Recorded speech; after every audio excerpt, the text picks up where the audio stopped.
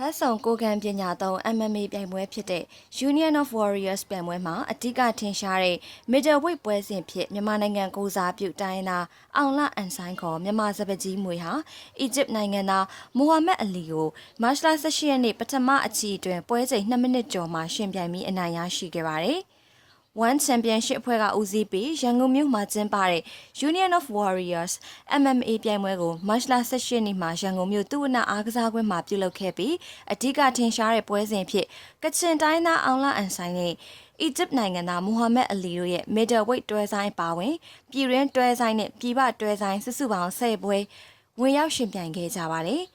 ပြိုင်ပွဲမှာအနိုင်ရရှိခဲ့တဲ့အောင်လအန်ဆိုင်ခေါ်မြန်မာစပကြီးမွေကအားလုံးကိုကျေးဇူးတင်ကြောင်းနောက်လဲဆက်လက်အားပေးကြဖို့ပြောကြားခဲ့ပါတယ်။အခုကျင်းပပြုလုပ်တဲ့ဘတ်ဆောင်ကိုကန်ပညာသုံး MMA ပြိုင်ပွဲဟာမြန်မာနိုင်ငံမှာဒုတိယကြိမ်မြောက်ပြုလုပ်တဲ့ပွဲစဉ်တစ်ခုဖြစ်ပြီးပထမကြိမ် MMA ဘတ်ဆောင်သုံးကိုကန်ပညာပြိုင်ပွဲကိုပြီးခဲ့တဲ့2015ခုနှစ်ဩဂုတ်လကပြုလုပ်ခဲ့တယ်လို့သိရပါတယ်ရှင်။